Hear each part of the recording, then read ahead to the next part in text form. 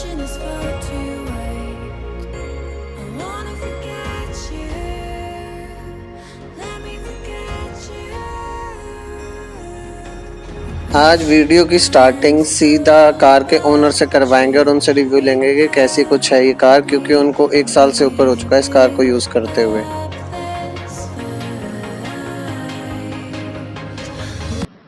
अब मैं आपको इस गाड़ी के ओनर से मिलवा दूं तो ये हमारे काकू भाई, मतलब मेरा खास दोस्त आशु, उसके बड़े भाई हैं। तो मैं आपको इनसे पूरा ओनरशिप रिव्यू करवा देता हूं। बाकी इनसे पूछते हैं कि कितना टाइम हो गया गाड़ी चलाते हुए और क्या कुछ इनको कमियां या इसके मतलब पॉजिटिव पॉइंट्स लगते हैं। तो भाई कितना टाइम हो गया लिए? इस गाड़ी को मैं वैसे हालांकि स्कॉर्पियो में यूज़ कर रहा हूँ 2012 से। अच्छा। और उस गाड़ी में और इस गाड़ी में जो ये नया मॉडल आया है, इस गाड़ी में दिन रात का फ़र्क है। दिन रात का फ़र्क कैसे बताएंगे हम कि कंफर्ट जोन की तरफ से भी, एवरेज की तरफ से भी, सिक्योरिटी पर्पस भी, और हर तरीके से इस गाड़ी का सबसे जो प्लस पॉइंट है मुझे जो लगता है, इस गाड़ी का पिकअप और इस गाड़ी का कंफर्ट हालांकि कहते हैं स्कॉर्पियो लग्जरी लाइन में नहीं आती है। कंफर्ट जोन तो प्रॉपर नहीं कह सकते, जो कंफर्ट जोन एक्सयूवी टाइप का होता है, बट हाँ अपने इंडिया को देखते हुए इस गाड़ी का जो कंफर्ट जोन है वो बहुत अच्छा है। अच्छा। प्लस इस गाड़ी की एवरेज, इस गाड़ी की आप एवरेज मान के चलो, आप ऑन रोड निकलते हो तो एवरेज आपको मिलेगी 17 प्लस। अगर 17 प्लस ये ऑन रोड निकाल देती है लोकल में। लोकल नहीं, ऑन हाईवे। कि अगर मैं देखूँ आज की अगर डेट में देखी जाए तो बहुत सी गाड़ियाँ आती है इस प्राइस रेंज में जो इसमें कि सनरूफ वगैरह बहुत से फंक्शन मिलते हैं। तो उन फंक्शन के हिसाब से आपने यही क्यों लेने का सोचा इतना? इस गाड़ी का, हाँ बात आपकी जायज़ है कि इस रेंज में बहुत गाड़ियाँ मिल जाती हैं, पर इस गाड़ी का वो कहते हैं ना हरियाणा में रुतबा ही अलग है इस गाड़ी का। वाकई में इस गाड़ी का रुतबा ही अलग है। और इस गाड़ी की मतलब जो बंदा यूज़ कर लेगा ना, वो मेरे हिसाब से वो ये गाड़ी दोबारा लेना पसंद ही इसलिए करेगा।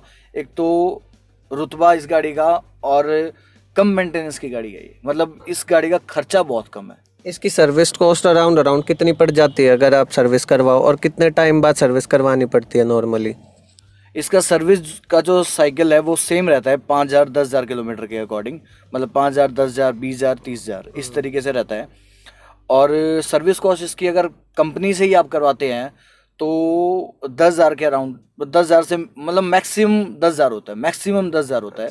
बाकी इसकी जो सर्विस है 5 से लेके 7,000 तक की, 8,000 तक की नॉर्मल जो सर्विस होती है वो। और आप इसकी पावर के बारे में, क्योंकि स्कॉर्पियो है अपनी पावर के लिए बहुत ज़्यादा जानी जाती है, और इसके इंजन वगैरह के बारे में कितने सीसी का इंजन है या क्या कुछ है, आपको इसके मतलब इंजन से रिलेटेड क्या बताना चाहोगे कि इसकी पावर कैसी है? इसमें क्या है, इसमें 2,000 सीसी 2,200 सीसी इस तरीके से इंजन आता है। ये 2,200 सीसी में इंजन है इसका, 2,100 कुछ सीसी में इंजन है इसका, इसलिए इसकी हॉर्स पावर भी ज़्यादा है। और इसकी पावर में सिर्फ इसलिए फ़र्क है, एक तो इंजन हैवी है इसका, और वैसे भी अगर आप 1,800 सीसी में इंजन लेते हैं, 1,800 सीसी जो स्कॉर्पियो होती है उसमें भी पिकअप आपको यही मिलेगा और पावर इतनी ही मिलेगी। ओवरऑल बात करूँगा, क्योंकि गाड़ी ठीक है मेरी है, पर गाड़ी कंपनी है महिंद्रा की, तो मैं नेगेटिव पॉइंट है इसके सबसे बेसिक जो मुझे नेगेटिव लगता है, इसकी जो बीच वाली सीट है वो बिल्कुल भी कंफर्टेबल नहीं है। बिल्कुल भी कंफर्टेबल नहीं है। और कंफर्टेबल बनाने के लिए ही मैंने ये अल्ट्रा कंफर्ट इसमें मैंने सीट कवर डलवा रखे हैं।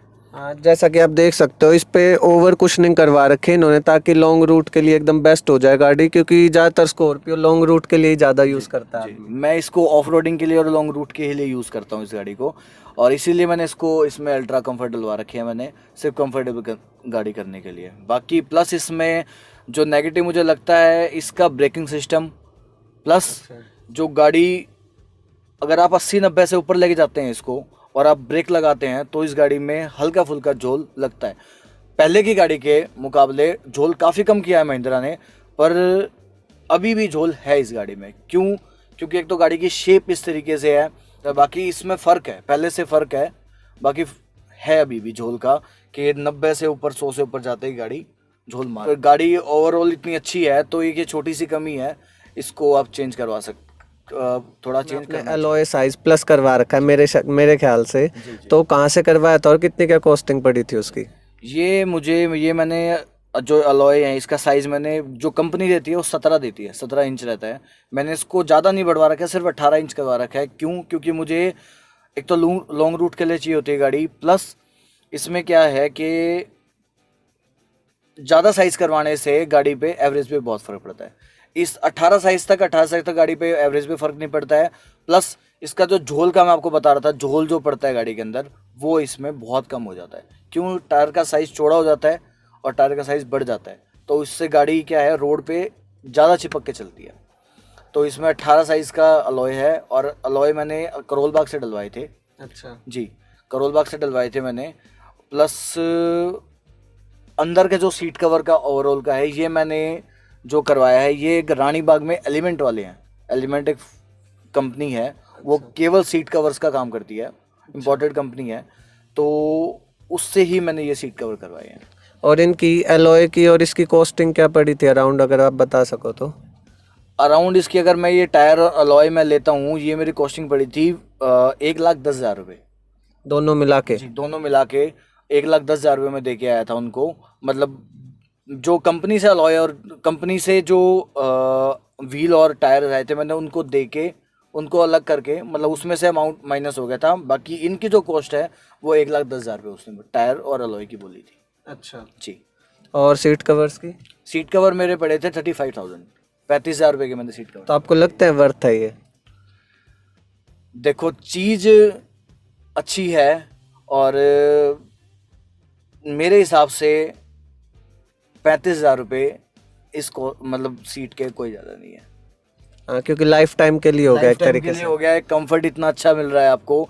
मतलब सीट आप यूज़ करके देखेंगे तो मतलब पता चलेगा कि हाँ कि बंदा किसी चीज़ पे बैठा है। मतलब लाइक बिल्कुल सोफ़ा जिस तरीके से है इतना कंफर्ट। ओवरऑल गाड़ी अगर कोई लेना भी चाहिए इस गाड़ी को तो गाड़ी बहुत अच्छी है। गाड़ी में स्कॉर्पियो लवर्स को तो मतलब ये बताने की ज़रूरत होती ही नहीं कि भाई इसमें क्या पॉजिटिव है। मैंने रिव्यू दिलवाया क्योंकि कहीं कोई ये ना सोचे कि भाई इसको पसंद है तो ये सब कुछ पॉजिटिव सब कुछ बताता रहेगा, तो इसलिए मैंने आपको ओनरशिप रिव्यू करवा दिया इसका। बाकी आपको और कोई कमी लगती हो स्कॉर्पियो में तो कमेंट में बताना। बाकी वीडियो को यहीं तक रखेंगे और वीडियो को लाइक शेयर सब्सक्राइब ज़रूर करना और बेल आइकन भी ज़रूर दबाना।